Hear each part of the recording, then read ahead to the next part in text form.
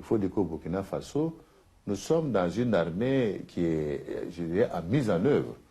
Alors, elle n'est pas complètement aguerrie, mais nous sommes déjà assez satisfaits des résultats qu'ils opèrent sur le terrain au regard, je dirais, de la nécessité d'aller vite à l'action. Parce qu'on ne peut pas attendre de former des gens avant qu'il y ait à l'action. Mais il y avait le RSP, vous ne regrettez pas l'absence de cette... Vous savez, le RSP, on en parle beaucoup, mais comme je dis, l'expérience nous montre que c'est un tigre à papier. Ah bon? Puisque la preuve, c'est que, comme je dirais, lorsque les RSP étaient en posture et que les forces loyalistes ont attaqué la position des RSP, et il n'y avait plus de RSP, tout le monde a disparu. C'est pour dire, ne comparons pas, comme je dis, ce que j'appelle une armée de parade qui bande ses muscles dans des situations où celui qui est en face n'a pas d'armes, et une armée de combat qui est habituée à se frotter, je dirais, à des bagarres et à des combats sur le terrain. Donc, c'est pour dire simplement, le RSP, c'était pour la défense, je dirais, du pouvoir de Blaise Compaoré et non pour la défense du territoire burkinabé. Parce qu'on ne dépend pas d'un territoire avec 1200 personnes. Je pense que ça me semble évident. Vous parlez vous-même de votre prédécesseur, Blaise Compaoré. Il y a des rumeurs que l'ex-président burkinabé aurait eu des liens avec des terroristes et que c'est justement à cause de sa chute maintenant que le Burkina Faso souffre du terrorisme. Qu'il y ait des liens, je pense que ce n'est pas des rumeurs, c'est un fait établi maintenant. Est-ce la raison pour laquelle... Mais non, mais le Burkina Faso a bénéficié de la paix sociale pendant des années parce que, quelque part, nous avions un deal qui était là. Ça me semble évident. Maintenant, concernant la suite, je dirais que, comme on a dit, c'est du fait qu'il y a eu justement ce genre de situation qu'on est en droit de se demander pourquoi aujourd'hui le Burkina Faso est-il pris en cible.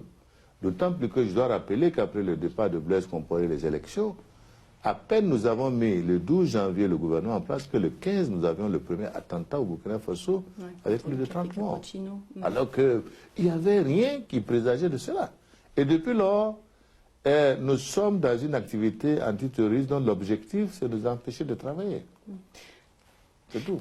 Est-ce que vous confirmez aussi à ce moment-là que des leaders terroristes sont venus chez vous, vous réclamer les voitures qu'ils avaient commandées à votre prédécesseur?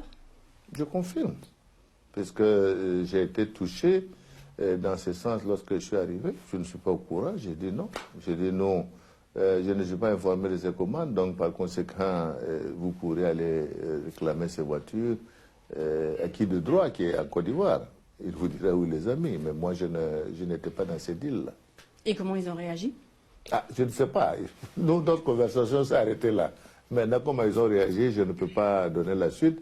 Ce qui est certain, c'est que nous sommes pris en tenaille aujourd'hui par un certain nombre de ces groupes. Et bon, nous, en tout cas, nous savons que le terrorisme n'a pas d'avenir et que ça mettra certainement un certain temps. Mais nous nous battrons en tout cas pour rétablir la paix et la sécurité dans notre pays. C'est une priorité pour nous. Puisque vous dites qu'avec Blaise Compaoré, il y avait un deal qui permettait au pays d'être à l'abri des attaques terroristes, pourquoi ne pas solliciter ces conseils aujourd'hui si vous voulez que votre pays soit en paix? Si les conseils, c'est de nous amener à faire des deals avec le terrorisme pour des trafics, je pense que c'est un mauvais conseiller pour nous. Peut-être qu'il a de l'expérience, on l'a vu assurer des médiations. Oui, mais c'est justement au travers de ces médiations que les deals ont été tissés. Alors, donc, je ne vois pas comment on peut demander à quelqu'un de vous expliquer comment avec un voleur vous pouvez vous entendre pour qu'il continue à voler d'autres et vous serez en paix. Je pense qu'il y a quand même une question d'éthique à avoir. Nous ne sommes pas opposés à un conseil de quelqu'un. Comme je vous l'ai dit, ce n'est pas nous qui avons mis Blaise Compaoré en dehors du Burkina Faso. Il est parti, je dirais, de lui-même suite à l'insurrection. Il est à Abidjan. S'il veut conseiller, il peut conseiller. Il reviendra peut-être au Burkina Faso. Mais nous avons dit, nous n'avons chassé personne. Celui qui veut revenir, il revient. Nous avons simplement dit, si vous avez des problèmes à la justice, vous rendez à la justice, vous faites le point là-bas et vous continuez. Nous n'avons aucun problème. Mais comme je dis, depuis que Blaise Compaoré à Abidjan, les attaques se multiplient au Burkina Faso. je n'ai jamais entendu Blaise Compaoré qui a fait une déclaration à l'attention de son peuple pour l'encourager, pour estimer que les actions sont mauvaises. Ça vous manque?